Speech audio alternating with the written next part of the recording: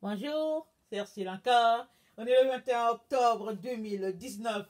Alors, je viens sonner la trompette en soirée et je viens vraiment nous encourager à être prêts pour le retour de notre Seigneur Jésus-Christ. Alors, le Seigneur viendra vraiment dans toute sa gloire ravir au fait son épouse et ce sera des moments extraordinaires pour vraiment ceux qui sont prêts et pour les autres, ce sera des pleurs. Amen. Alors, je viens vraiment nous encourager à faire partie de ceux-là qui vont se réjouir. Alors, l'invitation est lancée. Et alors, de venir à assister aux noces de l'agneau. Et je viens vraiment nous encourager à tout faire pour faire partie de cet événement extraordinaire. Moi, je dis toujours au Seigneur, Seigneur, en tout cas, quel beau jour ce sera. Je n'aimerais pas rater ce jour-là. Et quand j'étais plus petite, on allait dans les camps bibliques. J'avais peut-être 14, 15 ans autour de là. Et c'est là que j'avais commencé à aller dans les camps bibliques. Et au moment du repas, puisque c'est beaucoup d'étudiants et tout, beaucoup d'élèves et étudiants, on aimait chanter tout le monde est invité à la fête de l'agneau. Tout le monde est invité à la fête de l'agneau. Béni soient ceux qui prendront place à la fête de l'agneau, etc. Ah, c'était merveilleux. Mais je ne savais pas ce que ça voulait dire, la fête de l'agneau. Mais on chantait. Et plus j'ai grandi, plus je me suis rendu compte qu'il s'agit vraiment du jour du mariage de notre Seigneur Jésus-Christ. Et là encore, en tout cas, c'était plus palpitant encore, vraiment de réaliser que, waouh, on avait l'occasion vraiment de pouvoir prendre part à cela. Et quand j'ai été réveillée à la réalité que nous faisons partie de cette génération-là, qui allons voir vraiment le retour de notre Seigneur Jésus, j'ai dit, waouh, Seigneur, vraiment, j'aimerais faire partie de ceux-là qui pourront te voir. Mais vous savez, c'est pas nous qui décidons, c'est le Seigneur qui décide. Mais d'ici là, que nos yeux puissent le voir vraiment face à face, je viens vous annoncer que nous sommes dans le temps où notre Seigneur Jésus-Christ va venir établir son règne sur la terre. Alors je viens nous encourager à être prêts. Amen. Alors aujourd'hui, je viens parler de ils font toutes leurs actions pour être vus des hommes. Alors ça c'est dans Matthieu 23, le verset 5. Alors je ne sais pas si cette phrase te dit quelque chose. Ils font toutes leurs actions pour être vus des hommes. Alors, vous savez, hein, on passe tous par là. Peut-être qu'il y a des personnes qui grandissent sans avoir la crainte des hommes, mais étant jeune, on a souvent peur de nos parents. Au lieu d'avoir une crainte, un respect, mêlé de crainte pour les parents, souvent on a peur. Peut-être parce qu'étant petit, il y a eu une punition qui nous a vraiment laissé un effroi ou je sais pas quoi. Ou bien on grandit et puis les camarades nous intimident. Alors ils nous intimident et puis on grandit avec cette peur-là de savoir que bon, voilà, si on ne fait pas attention, ce groupe d'aînés va peut-être nous frapper, bon voilà, et etc. etc. Et souvent, quand nous, les femmes, quand on arrive quelque part, alors on a souvent, en tout cas, une peur, soit du mari, soit de l'environnement dans lequel on se trouve, et on se met à faire les courbettes. Parce qu'on ne veut pas vraiment tomber sous la main de l'autre. Mais le Seigneur, vraiment, nous met en garde. Il nous exhorte à ne pas avoir en nous la crainte de l'homme, mais plutôt la crainte de Dieu. Alors, ce n'est pas quelque chose qui est étranger à l'être humain. Alors, si tu es un être humain, et je pense que tu l'es, alors à un moment donné dans ta vie, tu as dû passer par des moments où tu faisais des choses pour être vu des hommes, ou bien tout ce que tu faisais, c'était pour être apprécié des autres, etc., etc. Mais aujourd'hui, le Seigneur te donne l'occasion de sortir de ce piège-là. Parce que c'est un piège qui va te garder vraiment séparé de ton Dieu. Parce que Jésus-Christ a dit, Parce qu'ils ont eu honte de moi devant les hommes, moi aussi j'aurai honte d'eux. Je les renierai devant mon Père. Et le Seigneur, vraiment, cherche ce groupe-là, cette génération-là, de personnes qui vont se tenir devant les gens pour défendre les intérêts de Jésus. Alors, j'espère que tu fais partie de ces gens-là. Et je nous encourage tous à faire partie de ce groupe-là qui, au fait, bon, non, ils n'ont crainte de rien. Et pour cela, tu as besoin d'être quelqu'un qui charge ta batterie à tous les jours. Tu as besoin de quelqu'un qui mange le corps de Jésus et qui boit son sang. Et son sang, c'est quoi? Il a donné son pain, il a dit, voici, ceci est mon corps. Et puis, voilà, mon sang qui a été versé pour vous, et c'était le jus de raisin. Le produit de la vigne. Et tout cela pour dire que la parole de Dieu est, je veux dire, la base de ce qui va faire que nous sommes forts en Jésus, à tel point qu'il n'y a pas un humain qui puisse nous ébranler. La crainte des hommes, c'est vraiment abomination, vraiment pour nous devant l'Éternel. Parce que c'est dit, maudit soit l'homme qui se confie en l'homme. Et je pense que Jérémie 17, le verset 5, va dans ce sens-là, on va le lire. Parce que soit tu es avec Dieu, soit tu es avec les hommes. Et si tu es avec Dieu, tu ne peux pas aussi être avec les hommes et puis marcher sous leurs ordres. Aujourd'hui, nous sommes dans un temps où les gens veulent diriger la vie des autres et il y a quelqu'un qui va s'élever et de telle sorte qu'il va venir, il va vouloir supplanter Jésus-Christ et établir son règne sur la terre et soumettre les enfants de Dieu. Et cette personne-là, l'Antichrist, va vraiment arriver à semer la terreur dans la vie de plusieurs personnes. C'est pourquoi dès maintenant déjà, Jésus-Christ dit de donner ta vie, de lui donner complètement ta vie, et lui il te gardera à l'heure de la tentation qui va venir pour les habitants de la terre. Alors si tu n'es pas capable de tenir devant tes amis aujourd'hui, c'est-à-dire de tenir tête à tes amis en ce qui concerne Jésus, je me demande bien comment tu vas faire dans les mois de grande tribulation qui sont sur le point de s'abattre sur la terre. Alors, Jérémie 17, à partir du verset 5, c'est dit, ainsi parle l'Éternel, maudit soit l'homme qui se confie dans l'homme, qui prend la chair pour son appui et qui détourne son cœur de l'Éternel. Il est comme un misérable dans le désert et il ne voit point arriver le bonheur. Il habite les lieux brûlés du désert, une terre salée et sans habitants. Béni soit l'homme qui se confie dans l'Éternel et dont l'Éternel est l'espérance. Amen. Il est comme un arbre planté près des eaux et qui étend ses racines vers le courant. Il n'aperçoit point la chaleur quand elle vient et son feuillage reste vert. Dans l'année de la sécheresse, il n'a point de crainte et il ne cesse de porter du fruit. Donc voilà, le Seigneur nous interpelle à vraiment laisser de côté la crainte des hommes et de nous tourner vers la crainte de l'Éternel. Et vous savez, quand on craint les hommes, c'est difficile qu'on puisse connecter à notre destinée. C'est difficile de connecter à la raison pour laquelle nous sommes sur la terre. Parce qu'ils voudront toujours te dire comment faire ou bien dans quelle direction aller.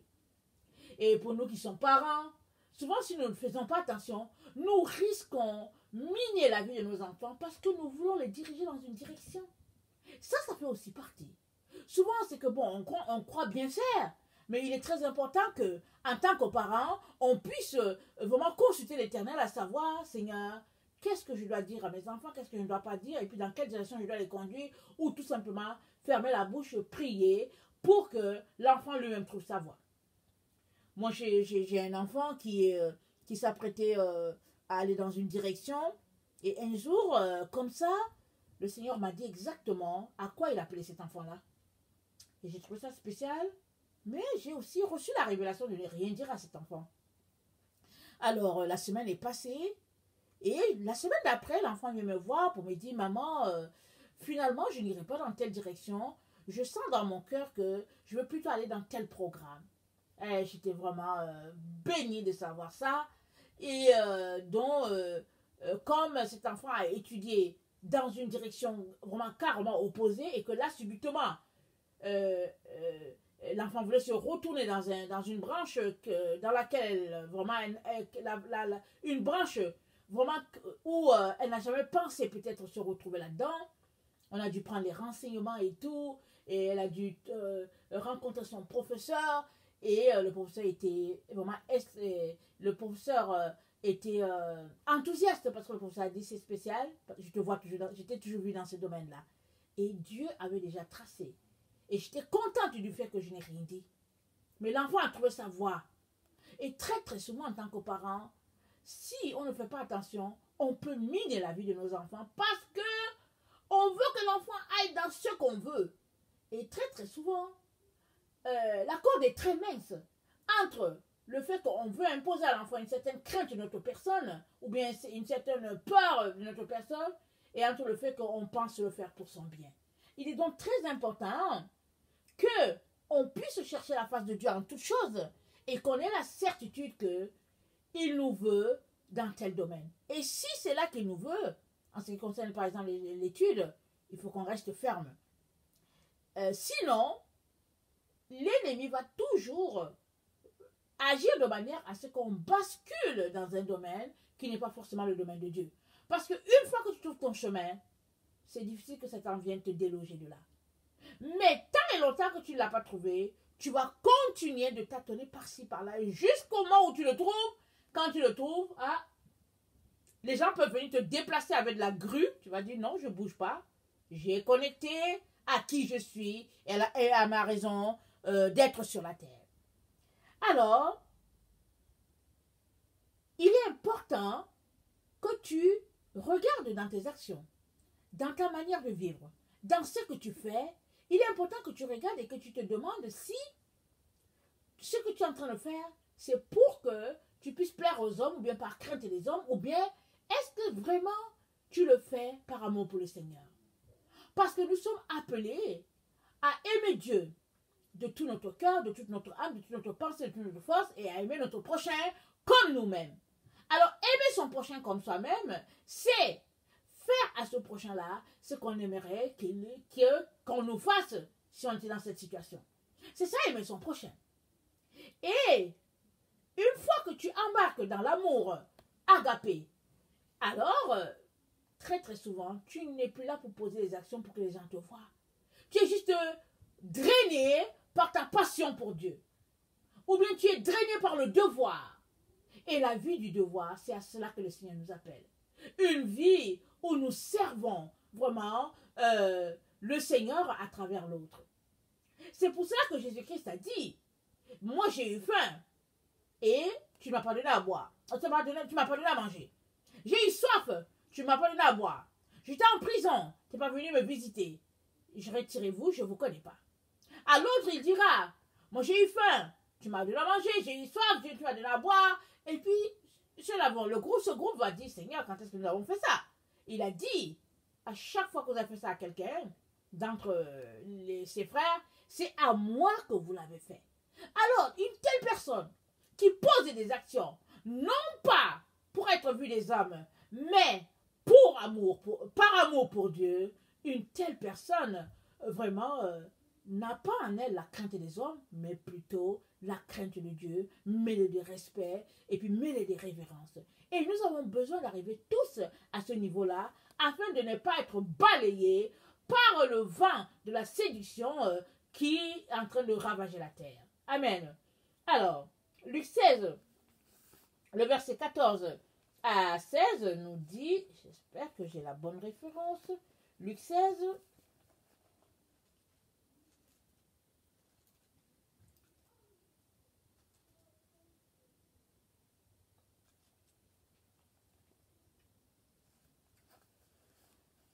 les pharisiens qui étaient avares écoutaient aussi tout cela et ils se moquaient de lui.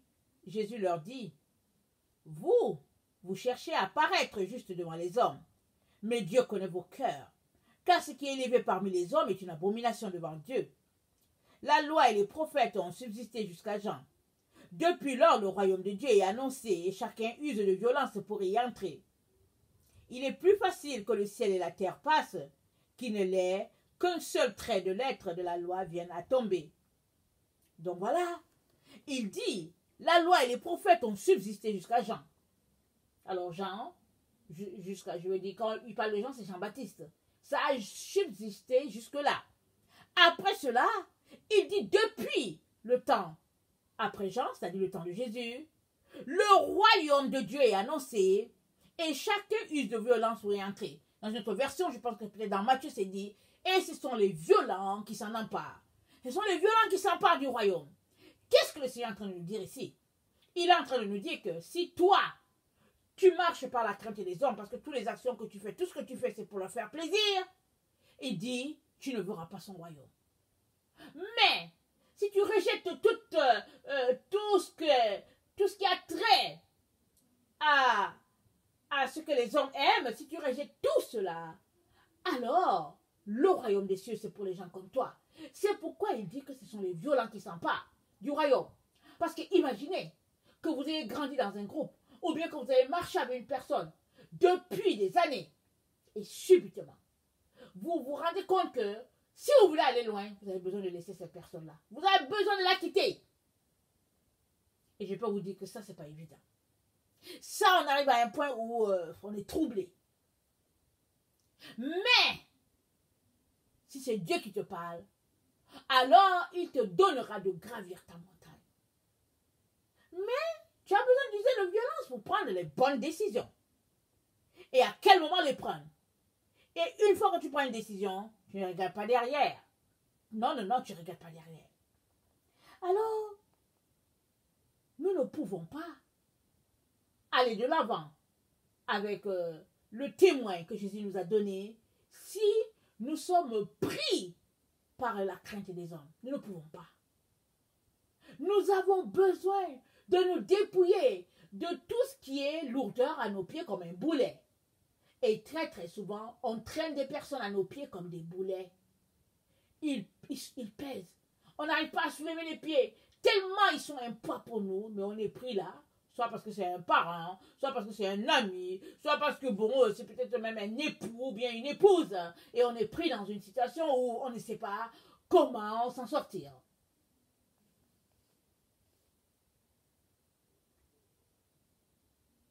Alors, Jésus nous dit dans Jean 12, le verset 42 à 43, Jean 12, le verset 42 à 43.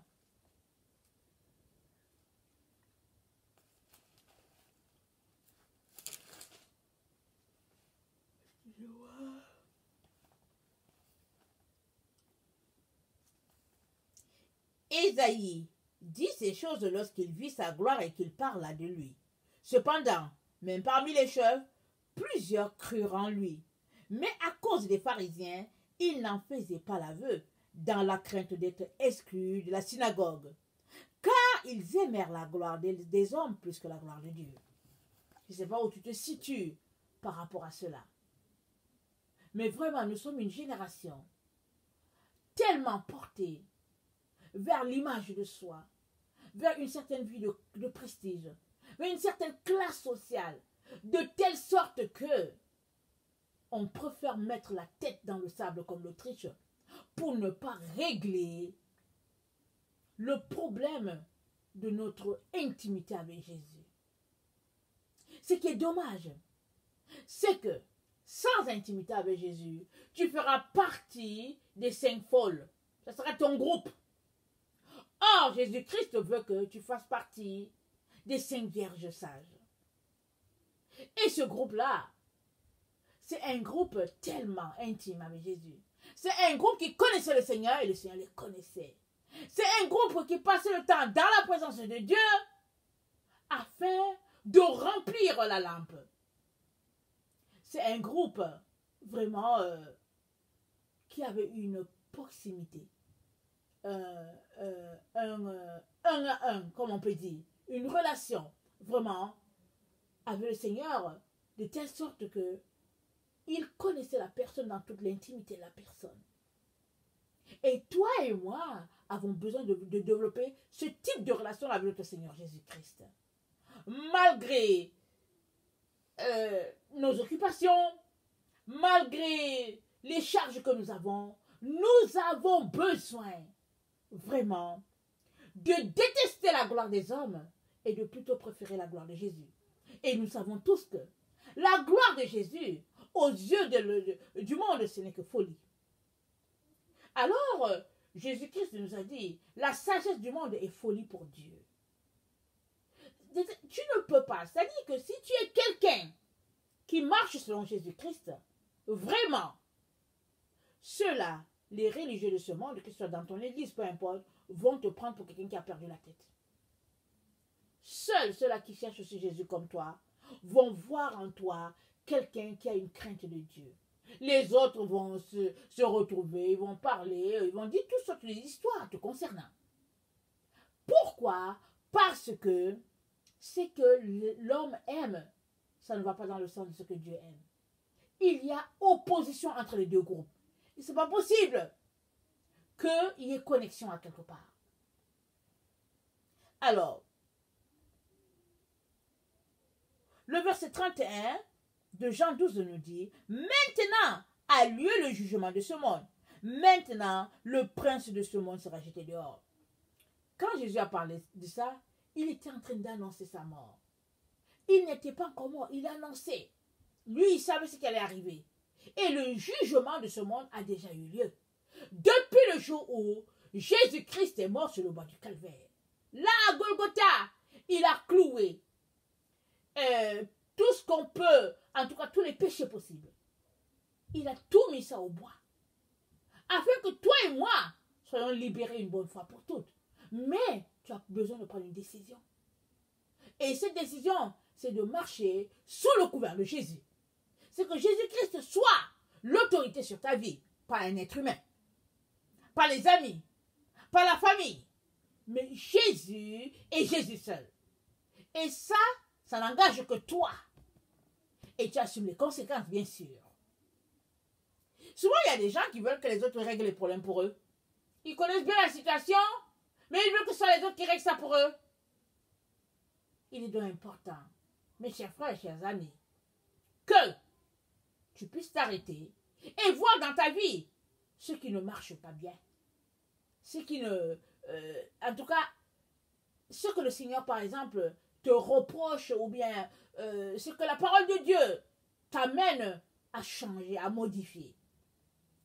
Et travaille à cela. Prends un temps pour jeûner. Dis au Seigneur, Seigneur, viens à mon secours, aide-moi. Et le Seigneur t'aidera. On a souvent des situations où il y a l'orgueil qui plane. Ou bien le mépris des autres. Et souvent, on n'en est pas tellement conscient. Parce que ça fait partie de nous. On a grandi comme ça. Et ce n'est qu'une proximité avec l'esprit. Ce n'est qu'une vie de proximité avec l'esprit que l'esprit va nous dire, tiens, tu as un petit problème d'orgueil. Et nous savons que Dieu résiste aux orgueilleux et il fait grâce aux humbles. Alors suppose que l'esprit te montre une telle situation dans ta vie, au lieu que tu dises bon, comment je peux changer ça, ou bien bon, ça fait partie de ma famille, ou bien de mon éducation, au lieu que tu te comportes comme ça, tu devrais venir devant Dieu, genoux au sol, à quatre pattes, prier, supplier, pour que le trône descende jusqu'à toi et fasse une œuvre pour toi, afin que tu puisses être délivré de l'orgueil ou bien du mépris des autres.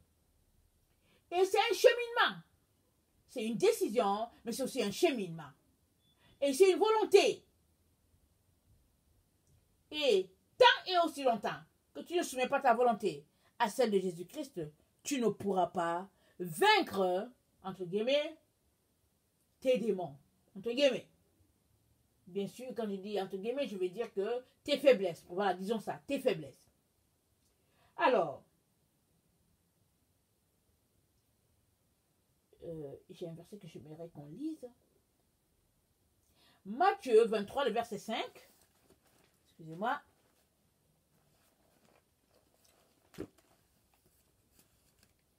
Matthieu 23, le verset 5. Je vais commencer au 4. Il lit des fardeaux pesants et les mettent sur les épaules des hommes, mais ils ne veulent pas les remuer du doigt.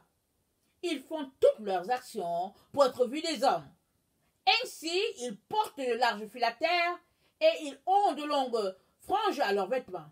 Ils aiment la première place dans les festins et les premiers sièges dans les synagogues. Ils aiment à être salués dans les places publiques et à être appelés par les hommes Rabbi, Rabbi. Mais vous ne vous faites pas appeler Rabbi, car un seul est votre maître et vous êtes tous frères. Et n'appelez personne sur la terre votre père, car un seul est votre père, celui qui est dans les cieux. Ne vous faites pas appeler directeur, car un seul est votre directeur, le Christ. Le plus grand parmi vous sera votre serviteur. Quiconque s'élèvera sera abaissé, et quiconque s'abaissera sera élevé. Verset 11. Le plus grand parmi vous sera votre serviteur. Alors, si nous sommes des personnes qui avons accepté de nous dépouiller pour servir nos frères et sœurs, pour être les serviteurs des autres, je peux vous dire que Dieu te donnera vraiment d'avoir pour seul maître Jésus-Christ, dans ce sens que tu vas craindre Dieu plus que les hommes. Et la Bible dit que la crainte de l'Éternel, c'est le commencement de la sagesse. Alors, ça veut aussi dire que la crainte des hommes, c'est le commencement de la vie de l'insensé. Il est très important que tu fasses un choix entre la crainte de Dieu et ta peur des hommes. Tu ne peux pas en même temps marcher pour Dieu et en même temps marcher pour les hommes, faisant tout ce qu'ils veulent et puis satisfaisant à leur dernier soupir, leur dernier désir et puis etc., etc. Nous avons été créés à la gloire de Dieu pour Dieu. Et plusieurs personnes dans notre chemin, ou bien sur notre chemin, ne sont que distractions pour nous. Il est donc important qu'on puisse les identifier et qu'on puisse les éliminer ou bien nous en éloigner. Voilà, pas les éliminer, mais je voulais dire les éliminer de notre chemin. Les quitter et mener notre vie parce que nous sommes venus du ciel, chacun pour sa part. Chacun pour sa part.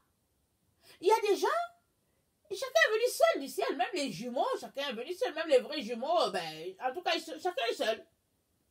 Alors, ils sont venus du ciel seuls, ils rencontrent un groupe ou bien des amis sur la terre, et au lieu de se comporter de manière à connecter parfaitement à leur raison d'être sur la terre, ils passent le temps à se tisser des liens, et puis tels les toiles d'araignée, ils sont pris dedans, et puis incapables de s'en sortir, et puis ils sont là, ils se disent, oh oui, bon, tu sais, avec Dieu, et puis etc., etc.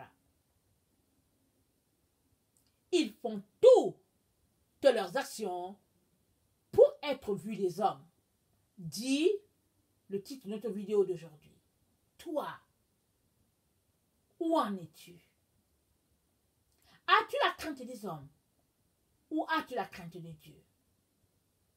Je t'intéresse à craindre Dieu plus que tout dans ta vie. Supplie-le, appelle-le, crie, pleure, jeûne, afin que la crainte de Dieu puisse s'imposer à toi. Une fois que tu places Dieu en premier, mon frère, ma soeur, en tout cas, tout le reste va fuir. Les démons, les faiblesses, ils vont fuir. Parce que Dieu premier dans ta vie, alors il te le rendra bien. Il t'aidera à aller jusqu'au bout avec le témoin qu'il t'a donné. Parce que nous sommes en train de courir notre course. Nous sommes tous dans le stade, dit Paul. Alors il dit courez de manière à remporter le prix de la vocation céleste. Et nous sommes en train de courir. J'espère que tu le réalises, que tu es en train de courir. Ce serait dommage que tu sois dernier sur ta liste ou bien sur le groupe avec lequel tu cours. Ce serait dommage. Et très très important que tu puisses remporter ta course et que tu puisses le remporter de manière à être premier. Si toi tu es premier et que moi je suis premier et que tout le monde est premier, ben voilà, au Seigneur qu'il est premier, ce serait bien. Donc, il est vraiment important qu'on puisse fixer nos objectifs, placer nos priorités et supprimer toutes les autres choses qui nous distraient. Que ces choses, ce soient des personnes, des activités, peu importe. Il est important qu'on les enlève parce que c'est la distraction. Et qu'on puisse foncer de manière à toucher la raison pour laquelle nous sommes sur la terre. Alors, Jésus-Christ est la porte. Il est la porte de la bergerie. Et il est donc important que nous puissions entrer par lui, parce qu'il a dit que celui qui entre par lui, il entrera, il sortira, il aura du pâturage. Ce n'est que par Jésus qu'on peut entrer pour avoir la vie éternelle. Alors si toi tu suis quelqu'un d'autre, Bouddha, Confucius, et puis bon, l'argent et puis je ne sais pas quoi, sache que tu as encore le temps de revenir sur le droit chemin. Et le droit chemin, c'est Jésus. Et je prie que tu puisses être visité par son esprit, afin que sa présence puisse s'imprégner à toi et que tu puisses réaliser que, au fait, Jésus n'est autre que vraiment Dieu sur la terre. Et que il est venu, c'est Dieu qui s'est déguisé, qui est venu prendre la forme humaine. La parole est venue habiter parmi nous afin que nous puissions vraiment être sauvés. Il est important que tu connectes à cette vérité-là et que tu vives de manière à ce que tu puisses connaître cette vérité-là. Que le Seigneur bénisse sa parole. Je vous aime beaucoup et Dieu davantage. Maranatha. Merci.